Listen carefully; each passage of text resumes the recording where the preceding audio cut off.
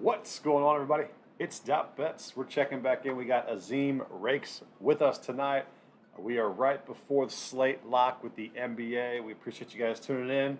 Let us know if you got any questions over the NBA slate, DFS questions, prop questions, any totals or spreads that you guys are looking at. We will have 3 free plays in the NBA tonight, and then I'll have a plus money prop bet that I'm in love with tonight that I will tweet out probably after this, but you guys are getting it first by checking us out. So I appreciate you guys for that. Azim, how are you feeling tonight? NBA, I'm pretty much excited for. It's been turning around slowly as we talked about it. Um, it was a rocky start to the season, but it seems to be turning around. I've won a few in Yeah. a row, and then I'm excited for this week of football. I mean, there's so many good games, right? We were discussing this right before Mm-hmm. the stream. So it's just a plethora of good games. It's gonna be a fun week to The, watch. the injury news that happened today could not have set up the DFS slate better. I wish I did my YouTube video like right after the stream tonight. I would have, but that's why I do the NFL Sunday morning stream, so you guys can get all my plays there. If you guys have any questions or want to pick my brain over anything, simply join the free Discord. We have over 200 people in this. It's a no-brainer. I got a couple cappers in here as well. We just shoot the shit all day long. It's free. Join in the homepage of the Twitch, or if you go to my link tree in my Twitter page, my Twitter homepage, my profile, you can easily get in from there. We got the prop.cash bot in there for NBA and NFL. They are establishing an NHL one, so waiting to get that one in here. But I've got close to about 200 people in here, and we are enjoying ourselves and put together some nice little same game parlays here and there, so and cashing nicely. So my first pick for the NBA tonight, and by the way, these will be all my VIP plays. So these are what I'm on tonight. I'm not gonna give you guys free plays or whatnot that I'm not gonna play. These are the ones that I have my hard-earned money on. And the first one I'm gonna go with is the Lakers plus 2.5. It's plus 2 on the screen. I got it at 2.5 earlier. Like this matchup here against the Celtics.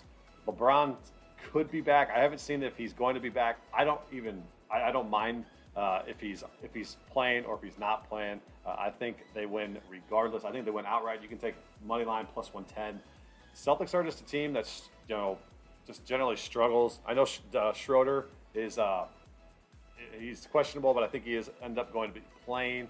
So it's going to be him against Westbrook. But AD needs to come to town. I know you got a couple bad comments with him at Stephen A. and Jalen Rose on the halftime show against the Bucks that he was getting exposed. So I'm expecting a humongous game out of Anthony Davis tonight. Zim, what are you on tonight for the NBA? I'm on the Bucks minus 12 and a half. Very akin to football. I love my There big we go. favorites. Um, it's same situation here. Just I don't see the Thunder being able to keep up with the Bucks. They're at home. They're going to be wanting to show out a little bit for their home fans, and I think this is just going to be a simple, blow by for the Bucks. I think they're going to be winning by a huge margin as they have previously against teams like the Rockets and the Pistons, and this is sort of the same plethora of app teams that they're playing against. So um, I think the Bucks are going to blow by here. Minus 12 and a half. I think this is a steal. I think it should be more around the minus 16 range, but we'll take it. Yeah, and love the Bucks. They are getting healthier with Middleton back. Um, if you guys Yeah. have followed me or been in the Discord at all, you know that my favorite player prop of the century has been the 3 pointers for Grayson Allen. How, Oh yes. however, I am off of it simply just because Middleton is back. He did not hit it this last time. It's still at over 2.5 at minus 140. This has gotten all the way up to about 160 at times this past week. Do like I'd be okay with it tonight. I think he gets 3 or 4 tonight. However, I'm not officially on it, but that's a play that I will always give out, no matter what the scenario is. So like Grayson Allen there, just be hesitant with Middleton back now. So my other play for tonight, we're gonna go where are we at? Let's go back to home. We're going to go with my almighty Bulls. If you guys have been in my VIP, been with any of these streams, you guys know my love for my Bulls right here. And I think this is a good matchup here. I was on them 2 nights ago when they played the Blazers, and they simply ran out of gas. They were up by like 20 points, and for whatever reason, just ran out of gas. Got out of, I think it was like their 4th game in 6 nights or something like that on the road. So this is playing against the Denver Nuggets. I got it at plus 100, so I got even money. I got minus 105 here at DK right now, but like the Bulls to win outright. You got Levine. You got Lonzo Ball playing a way better basketball. And then you have DeMar DeRozan that fits in just right with this team. I know a lot of people were questioning that early on in the season. I think he fits in tremendously. And then all you got to really do on this opposite side of with the Nuggets is to stop Jokic. We'll see if they can do that on the offensive side or on the defensive side. The Bulls have been a very, very good defensive team. So I like the Bulls here at the money line at plus 100. I got it's at minus 105, which I'm okay with as well. Well, see, that doesn't make sense to me. How are the Bulls the dog, and somehow? Oh, well, that makes sense. Never mind. I read that backwards. I thought that was minus 115, and the Nuggets were minus 105. I was like, that does not make sense to me. And then, guys, go check out props.cash. So these guys, truly phenomenal product. If you use code .bets, you get 10% off their annual membership. So code .bets, simply use that at checkout. You get 10% off. So they don't have the double props here, but I'm going to show you how I come to my double conclusions. And that is where we're going. We're going to go to the Clippers-Pelicans game. So the Clippers are extremely shorthanded tonight. They've been shorthanded for a couple games now. And the guy who's reaped the benefit of it is, I'm not even going to pronounce the first name. I don't know how to pronounce it, but it's Zubac. Zubac is over 9.5 is minus 128. So he's hit this in 7 of his 10 games here. And then you go to the rebounds. So his rebounds, when I was looking at this earlier, it was 7.5. So now that it moved up to 8.5, I feel even more confident about this. But it's because people are pounding that over. So what I like to do is I like to look at separate lines. This is how I figure out triple doubles and double doubles from here and there. And if they're juiced, heavily juiced, so like I looked earlier, this was 7.5 at like minus 130 or minus 135. So I was like, okay, this is getting pounded. I think Zubac can get a double double. So I said, all right, let's go back to DK and let's see what the double double prop is. And I was stunned to see it had such good odds. If I can, if it's still at that double double, I had it for, yeah, so it's at plus 250. Plus 250 for that. And if you look back at props.cash, you have he's gotten that 5 out of 10, 5 out of his last 10, and he's hit this point total in 7 of his last 10. So pretty dang decent odds that he could potentially, and then factor in the game factor of having a 7-man rotation really, and having to play a buttload of minutes. And they also give you the minutes that he's been playing each and every game. So his max minutes has been 34. His low has been 12, but that was beforehand. So these in this short range right here. So he's played a lot of minutes. So I love this plus 250 value here on a double-double. So I like it, this a lot. That sounds good. That sounds good. A plus 250 for sure. I think it's just a good value.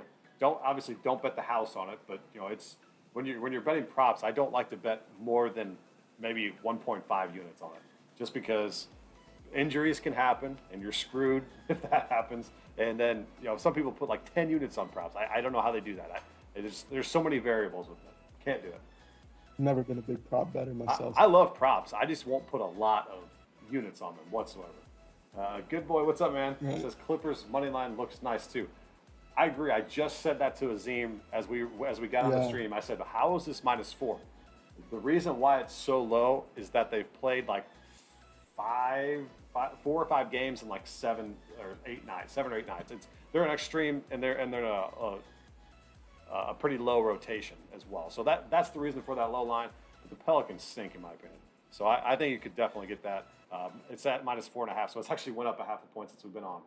It was at -4, so I like that a lot. Any other positions you like in the NBA tonight, Azim? Not quite. I mean, I leaned the Bulls earlier, and then I also, um, who was it?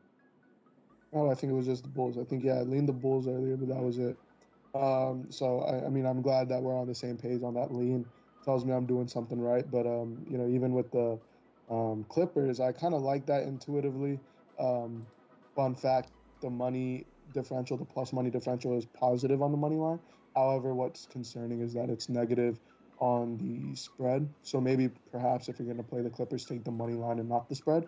But yeah, I mean, I would expect this Clippers team to easily be a 6 point favorite, and you know, oddly enough, that's what it started at, but has moved Yep. down since. So, but I would expect the Clippers to win by six, seven Yeah, I points. like that a lot too.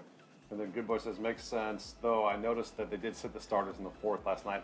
That's a good thing. They were probably looking forward to this particular matchup, thinking they could get away with the W here. Um, so I like the Clippers tonight. That'd be a lean play from both me and Azim. Nothing official, but it's a good spot. I think that can definitely cash.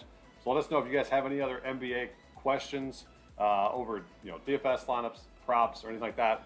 We can use the prop.cash app for you guys here and utilize that for you guys. We'll be here for probably about 15 more minutes or so. We'll dive into NBA. One last thing I wanted to say about the NBA is so Kevin Durant is out. There's tremendous amount of value on player props for the Brooklyn Nets tonight.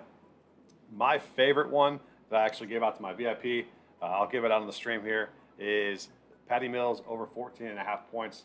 He is absolutely, he's going to be their second scorer tonight behind James Harden. He's going to put up a ton of shots. He's going to need to.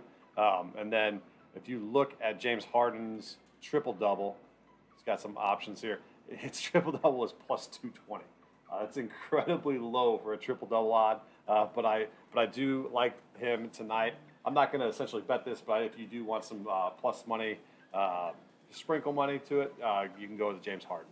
So, all right, let's transition. One Yeah, thing I want to mention what you before we got? move on to the NFL is the Big Three Oh yeah, parlay. Uh, for anybody who doesn't know, me, Dot, and a friend of ours, Source Podcast, we dive into we each put up a play every Monday, Wednesday, and Friday and create a Big Three parlay. So it's our best player, one of our best plays from each. For us, it will be for today. It will be the Bucks from me, of course, at minus 12.5. From Dot, it's the Lakers plus 2.5, and then from Dot and Source both, it's going to be the Bulls pick'em. So those are the three plays for the Big Three parlay today.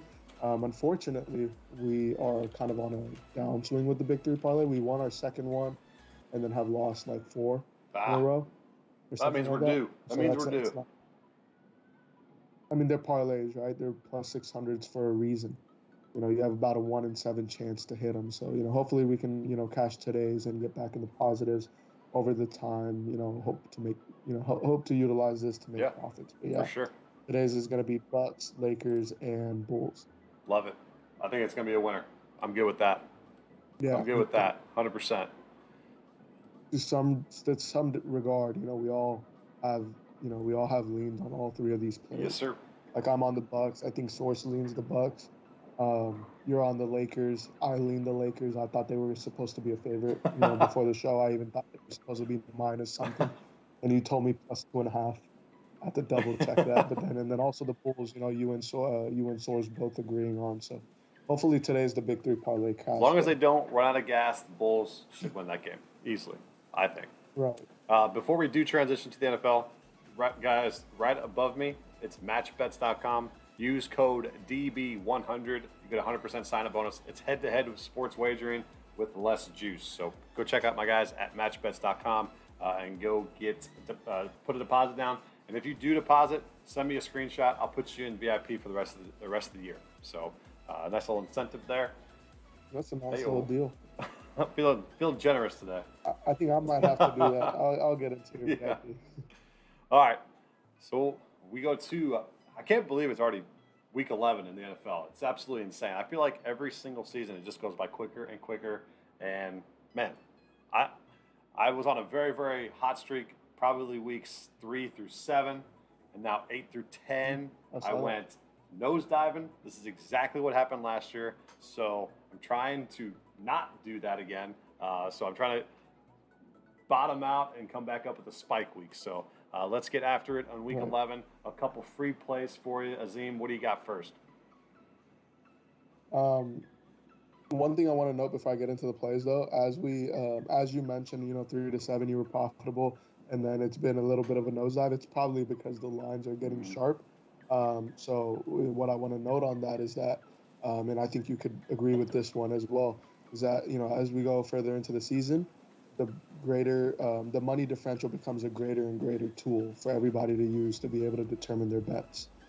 So just if you're going to choose your own bets, maybe perhaps look at the money differential because that becomes a better tool as the season goes So on. if you're new to that, just explain that like really really quickly, just to like see what's a good indicator of the money difference.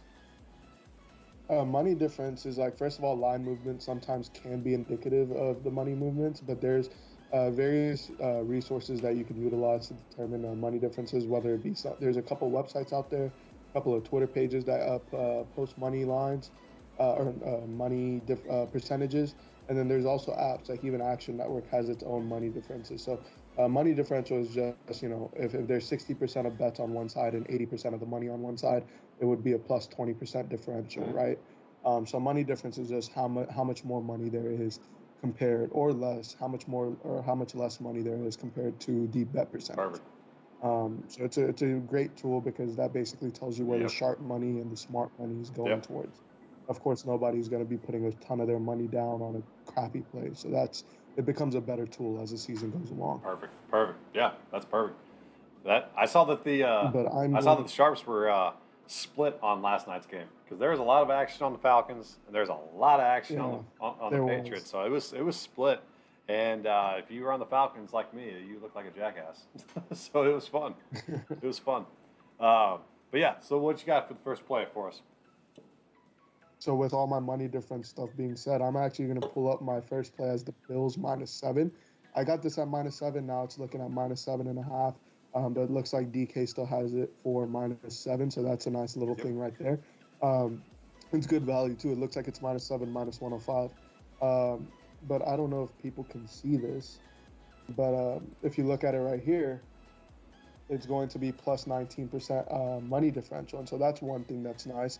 And then if you can, of course, look at the consensus odds, it looks like it's moved up to -7.5. So it's gone up from -7 to -7.5, which is also another really good indicator of which way this game Mm-hmm. should go. And of course, just intuitively speaking, we consider the Bills and the Colts. And, I personally have been a big fan of the Colts Yep. this season. I've been really big on Michael Pittman and Jonathan Taylor. I've kind of given Carson Wentz a little bit of a hard time, but only because he deserves it. But the Bills have just been playing phenomenally. I mean, they look like, in my opinion, um, the Super Bowl champs. And I know a lot of people are going to say the Cowboys are the Super Bowl champs, but in my opinion, I think it really well might be the Bills. And so -7 for a team that's I expect to potentially win the Super Bowl versus a team with a quarterback that I, of course, like I said, have given a hard time to because he deserves it. I'm going to sit here and I'm going to believe that the Bills will be able to cover this fairly easily. -7.5 pulls up a pretty horrible number simply because you don't get the push at -7 anymore. So I would, if you find it at -7.5 at your book, I would probably try to wait it out and get -7. But otherwise, I like the Bills here to cover. I mean, I like that as well. This is the first time you probably get the the Buffalo Bills and under a double digit spread because they had that what everybody would call a bye month when they played Right. Jags, Jets, and I think maybe the Texans were in there as well. Then they also had a bye week in there. I know they ended Yeah. up losing to the Jaguars. Probably one of the best things that probably could happen to them. You always need to get humbled throughout the season so they keep going. And I think this is a really, really good matchup. Uh, I think the spread is pretty fair to get action on both sides because I can see why someone would take the Colts +7 because of the recency of how they've been playing. But if you Right. look at this Buffalo defense, they're going to be able to swallow up Jonathan Taylor. I firmly believe that. So I do too. he's not even like on my radar for DFS. You could probably play him in Bills 3x1 stacks, and if you want to run it back with Taylor, but I'm probably going to run it back with either Zach Pascal or Pittman a little bit more. It's just that's kind of where I think the game. Wentz has to throw it out a little bit. Maybe even Hines gets a little bit more run than Taylor, but who knows? I think Quentin Nelson is questionable as well, so that'd be a big loss for the offensive line for the Colts. So just stay tuned with that. But I know I like the Bills here to cover. I think they can win by double digits. I think they're just going to force Wentz to throw it. And all of the Colts have been looking pretty decent in the recent games. We've seen Wentz throw the ball. He can make some phenomenal plays here and there, but generally speaking, he manages to mess it up, and I don't think this game's going to be any different, especially given the Bills' defense has been pretty on point as of recent. I agree. So I'll give out my next free play here. Probably should have taken this a little bit earlier, but I was actually going to take the Saints +1 when it was +1 and Kamara practiced on Wednesday. I was thinking about getting a plus money line, thinking Kamara was going to come back. Then he didn't practice Thursday. Right. Then he didn't practice Friday, so he had a little setback. Maybe that was the plan the entire time, just to see how he felt. But however, the Saints are without him, and I think they're going to be without a couple of their offensive linemen. And the Eagles have figured out exactly the team that they need to be. So I like the Eagles. They should get Miles Sanders back. We'll see if he ends up playing. If not, Boston Scott and Jordan Howard have turned it around, and they've ran it the most out of any football team. I think they run it like 60% of the time now out of offensive plays. So the Eagles, the only thing that's going to keep this game close is if the Saints defense can stop that run. I know the Saints defense is phenomenal. Just with everything going around this team right now, I don't know if they can react. On a weekly basis right now, the Eagles are a team that just rolls when they're kind of rolling, and I like the Eagles to cover, to maybe even win by just a field goal or whatnot. I think it's going to ultimately be a close game, but I do like the Eagles. Devontae Smith has had 2 breakout performances last 2 weeks. I think Hurts' scrambling ability will help this team move chains and keep the offense on the field. So, I entirely agree with everything. But I also believe that if you're going to play this, I think you need to find it at -2.5, perhaps immediately, because I don't see this sticking at -2.5 any much longer, right? I mean, it's already at -115 practically everywhere. I think it's going to jump up to that -3, and then even after that, get up to +3.5 for the Saints. So if you're going to take this, I personally think you should take it to -2.5. But I agree. The Eagles have not quite found their identity, but they're beginning to cement it, right? Like they're beginning to become the Eagles that they can become. While the Saints, they're just dealing with so many issues right now. They're my team. But I hate to see them like this, but I mean, what can you do? As a fan, you just got to sit there and watch them deal with so many issues. But I mean, the Eagles should easily be able to cover this. Yeah, no, like I said, I was going to take the Saints. I wanted to take just get that spread a little bit quicker because I thought it was going to flip as soon as Kamara said he was good, and then boom, Kamara was out. I was like, okay, got to go Eagles. So, grab that 2.5 line as soon as you can. What's your other free play you got for us? I am going to go with the Browns, big favorite. It's become a tradition on this show for me to take at least one big favorite. So we're going to go with the Browns minus. So here's my issue. I'm waiting for it to come back down. I think it just spiked up a little bit to -12.5, and I think it'll come back down. I initially wanted to try to find at -11. It was at -11.5 last night, and I got a little greedy. And I said, I'm going to wait for -11, and now I'm looking at it today, and it's at -12.5. So, but I think it'll at least come back down to -12.5, if not -11.5 again. And at that point is when I'm going to play it. So I haven't officially played it, but I will be playing it. And frankly, I don't see the Lions scoring much here. Hell no. No way. I think they've admitted that they're going to be, a defeated team. They're going to try to get a high draft pick. They're going to go to the tank.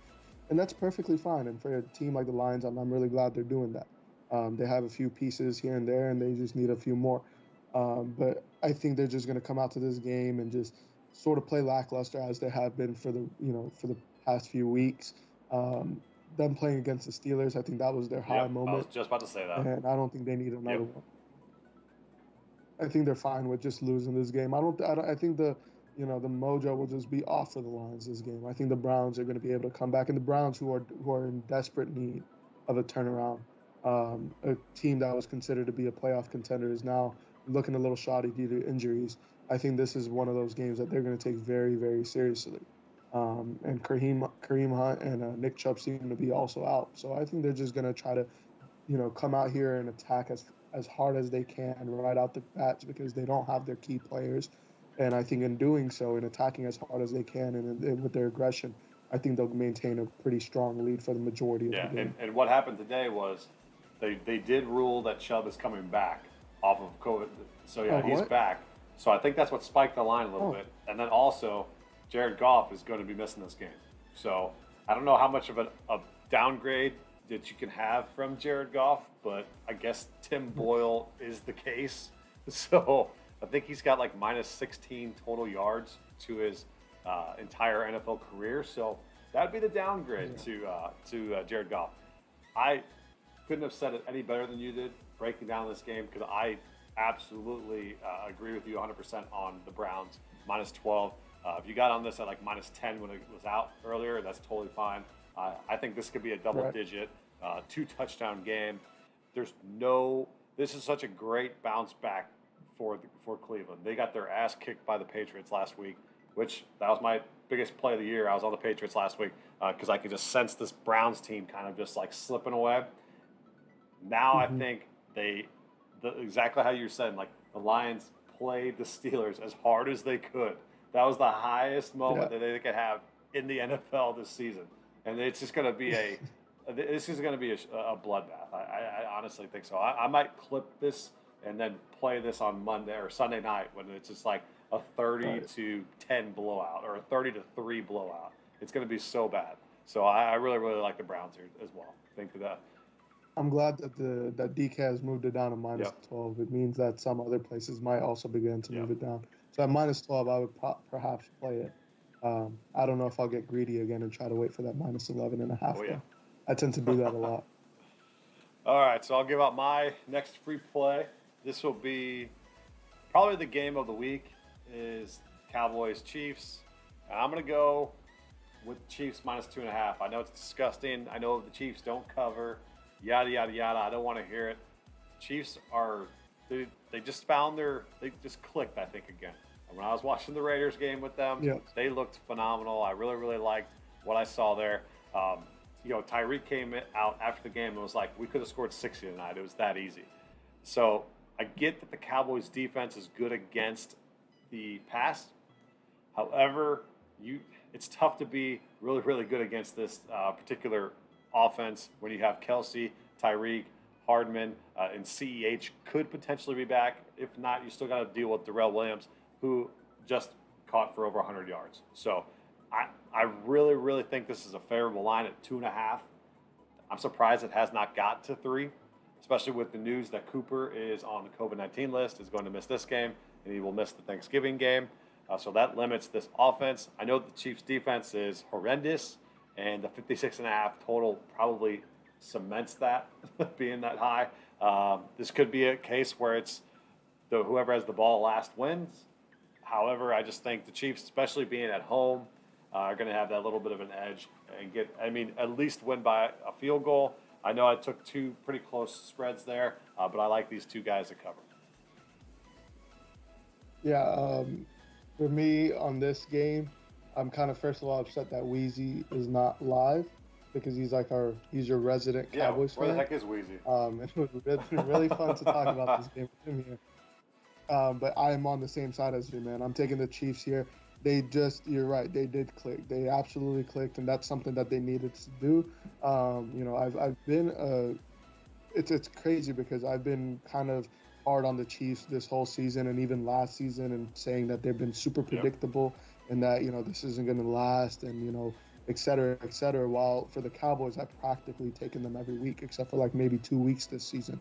So I've been on the complete opposite sides for both team, and now I'm flip-flopping it in this game, and it's simply because the Chiefs actually played a different game than they normally do Yep. last week. Um, they were coming out in different formations. They were playing a little bit more aggressive. And even more importantly, like Hill said that they could have easily put up 60 because they found it seemed as if they found that chemistry. Now, I know the Cowboys are really good. I think offensively they'll be able to maintain this. They'll be able to manage a close game. Um, but my bigger concern is Tyreek Hill, and I know a lot of people will say Trayvon Diggs will stop him, but we've seen time in and time out that yeah, sure, Trayvon Diggs gets these interceptions, but the reason the passes are even going towards him to begin with are because these guys are breaking off of him, and then he's catching up. Well, if Tyreek Hill manages to break off of, Trayvon Diggs, Trayvon is not catching up. So I expect some deep threats for Tyreek Hill here, and I do believe that the Chiefs will be able to win by a touchdown. I think it'll be a little bit more than a field goal. I think this is a game that they're really going to be addressing, of course, to try to get that hype back towards them. This is practically everybody's favorite Super Bowl matchup. So I mean, it's a very important game, and I know both teams are going to be going into this game with that, urgency. But I think the Chiefs ultimately being at home for one, and for two, just have finding a new rhythm, and then just being able to utilize the Tyreek Hill, Trayvon Diggs matchup. I think they'll be able to pull away with this. So I would like the Chiefs minus 2.5 Yeah, here. it's crazy. Everybody thinks that the Chiefs are really, really bad, whatnot. Like they've won three in a row. They're 6-4. They're leading their division. Yeah, They're just hitting their stride. It's okay to start the season. yeah. Pretty shitty, but Look at the Buccaneers yeah, last year. In the first yeah, 9 games, they were horrendous, and then they went on to win the Super Bowl. Once they hit their stride, it yeah. was game And over. there's all these stats about against the spreads and whatnot. I think this is finally like Vegas. That was like their golden ticket. They could just inflate the Chiefs line because they knew the public were going to get on them. Then all these against the spreads stats came out and trends, and now they're like, okay, I guess we have to go back to being fair with the Chiefs. Yeah, And that's where I just think this 2.5 line is so favorable. It's just like here, please take this Chiefs minus 2.5 in cash because we've been so bad to you the last several weeks, and we've been taking your money. That's how I see right. it as. Well, the Cowboys are getting the majority of the bets in this game right here, so I would go as far as saying that the Cowboys are the new Chiefs. A little Yeah, America's team there you over go. here with as playing as well as they have been. I would say the Cowboys are the new Chiefs in terms of Vegas markets because they're getting the majority of the Yeah, bets here. yeah, there you go. They are America's team, and they do definitely get a lot of bets thrown at them. So you could definitely see that. Yep. I just got an alert on my phone. LeBron James is playing for the Lakers tonight, so that helps. That helps Nice. even more. Nice little plus CLV there. I'm sure it's going Yeah. to be. They're going to be probably favorites by the time they tip off, so that'll be nice. That's the golden thing about the NBA is if you're on a hunch and you just think he's going to play, and you plug that in at plus 2.5, you get a plus very very nice CLB there. So you got one Yeah. more free play. We got a couple more on that sheet. You got Uh, I don't have any more free okay. plays to give. At I least some have leans, right? games we can Yeah, yeah, yeah, talk yeah. about. I That's want what. to Yeah. talk about the Packers and the Cardinals. That'd be pretty Uh, fun. Those are two yeah, good Packers. games, Yeah, divisional Packers games. Vikings here. Um, let's go to that one real quick. My This is going to be a DFS stack for me this week. If not a full blown stack, I will have a bunch of pieces to this game. AJ Dillon is Right. not a lock button running back for DFS, but he is a high owned, very very low like a cash game lineup build. I like him a little bit more there because he's going to be super super popular. And now there's been some value running backs that have kind of popped up the board there. But all in all, I think the over in this game is very reasonable. I think these two teams, especially when they play in Minnesota, I think they've averaged like around 50 or 60 points the last couple games together. Kirk Cousins likes to throw against this Packers defense, so that's a nice little streaming option in season long if you need to have somebody pop up. Maybe if you're dealing with Kyler Murray or something like that, or somebody got hurt for you. Kirk Cousins is a nice little option there. I tend to favor the over here. If you had to tell me to pick a side, I'd probably take the Packers though. What do you got? Yeah, I'm actually on the same boat as you. If I were to pick a side, I'd take the Packers here. I think Aaron Rodgers returning is going to be pinnacle in a win over here. I mean, of course, they're 8-2. They're a Yep. really good team.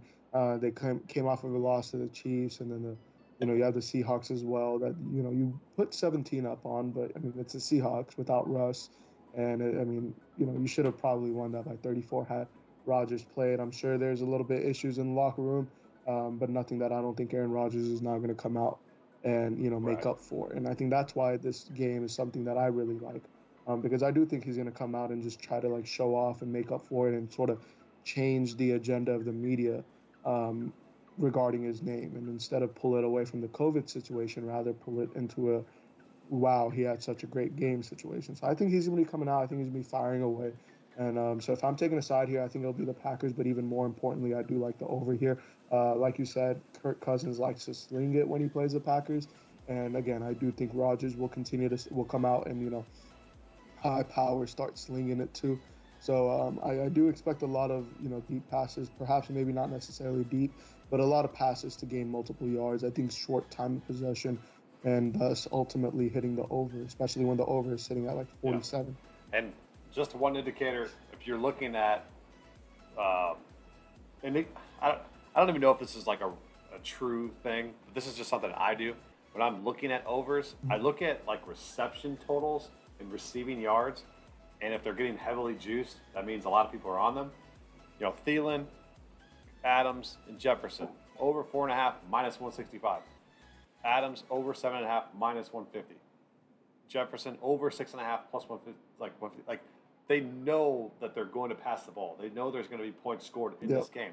That's kind of where prop lines, I want to say sometimes that they're like their Vegas is like Achilles heel because like they can get exposed on a couple. So people are throwing money at this over. I particularly like it as well. That's just a little kind of thing that I do myself. I don't even know if that's like actually true, but it's just the way that kind of I I mean, handicap a little bit here and there is going. theory would make Yep. sense. And then what I thought was an insane prop right here is AJ Dillon over 81.5 rush yards. That's insane. I mean, this is a guy. I mean, I know he was splitting work, but it hasn't been higher than like 37 or 38. I think this entire season. So it's been absolutely insane Right. that it's like, okay, Aaron Jones is out. Let's put it at 82. Like what? It just goes to show that he's a very very true bell cow back, kind of like Najee Harris as well. Right. So I like the Packers here. I like the over. I think that's the consensus there. Then the last game we want to talk about is Nice. Cardinals Seahawks. Good with that? Yeah, I mean that's a decent game too. Russ is returning, so it's going to be a fun game with Kyler Murray playing too. Should play. He should Divisional matchup. Well, I mean the line shows that I mean I feel like if Kyler Murray wasn't playing, this line would be heavily in favor of the Seahawks. So I'm assuming this line is showing that he's going to play. Um, but yeah, I mean this is a great divisional matchup, right? Um, I mean, I think Russ comes back. I wonder how Russ is going to do in this game, right? That's my biggest concern about this game. It's a game that I'm looking really forward to, mainly because I have DK Metcalf in a bunch of my fantasy leagues. Um, There you go.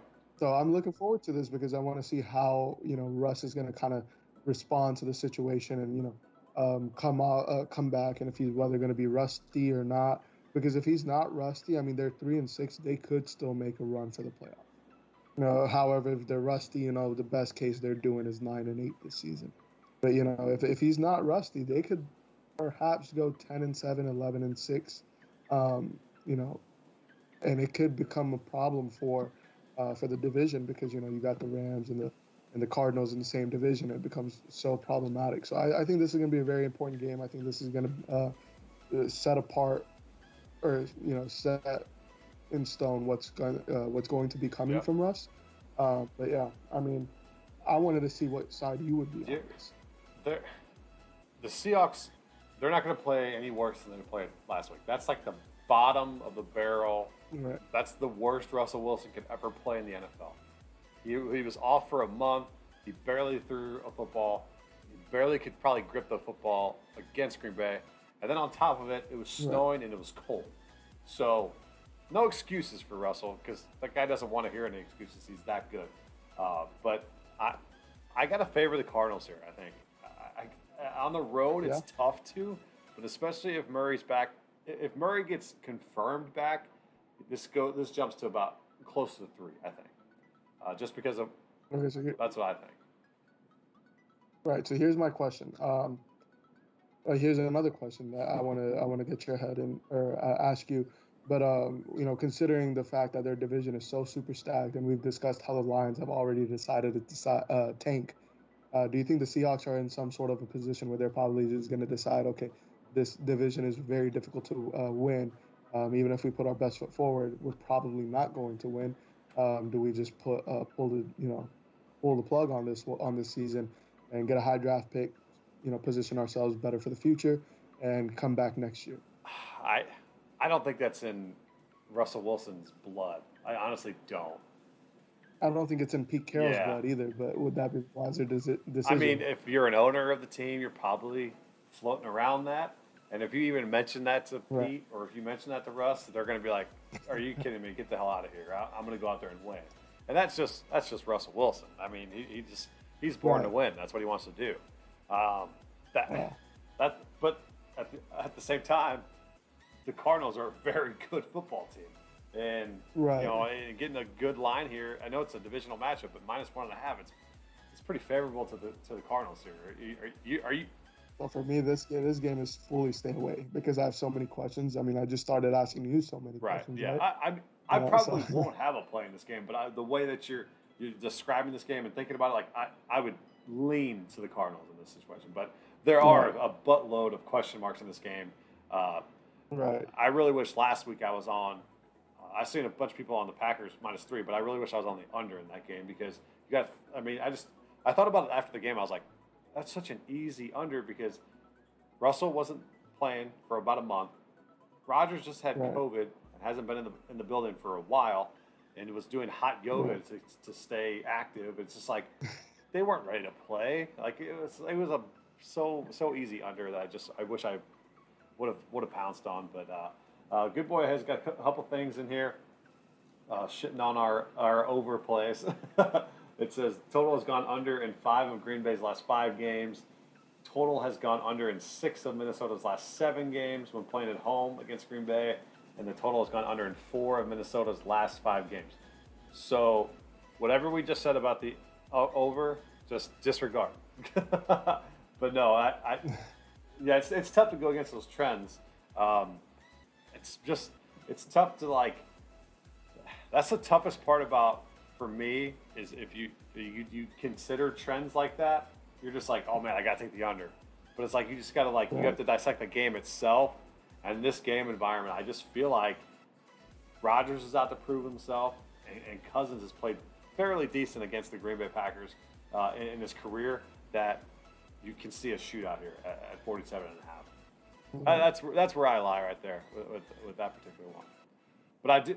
Yeah, I will say for this game though, the Vikings Packers game, the under is being weighted a little bit because it's on average it's under 47 and a half -112 rather than the -110. So it is being weighted a little bit. But then if you look at the money and bet percentages, then they're getting 30% money differential towards the over. And then even considering trends like this, I'm a huge trend better, as some people know. And when considering trends like this, they're sort of limited in the grand scope of things, right? In the grand scope of things, um, simply because you're really just fashioning this trend to have only two teams, two sides, and it's not really a wide set trend. And with games like these, um, particularly you expect a level of regression back to the mean of 50. So when I look at things like this and I notice, okay, they've won 5 of the last 6, or they've gone under 5 of the last 6, I'm more inclined to actually fade it and believe that it's going to go the opposite way because with such I guess parameterized trends, I expect to some degree that there's going to be a regression to the mean at fifty Yeah, percent. yeah, and you could think about it as a game strategy wise. Aaron Jones is out. Are they really going to think they're going to put the ball in AJ Dillon's hand more than they're going to put in Aaron Rodgers' hand? No way. Aaron Right. Rodgers is going to throw the ball 35, 40 times this game, I think, especially if they're trailing. So that's Yeah. what I think. I can already see. So I'm waiting for Murray to be playing That's going to be such so a that I good get one. better odds on Seattle money line. I can already see the was Murray rusty headlines after an L. That I mean, Yeah, that Seahawks game is going to I be a mean fun that one. too. I That's mean, you could think of it on that spectrum where hey, Murray's been out for a while and he hasn't played. You think he's going to be, crisp? Other thing of how I think of it as is the Cardinals. They've been very, very, um, I would say, careful with Kyler during this entire injury. So I think if he does play, he has to be pretty damn good.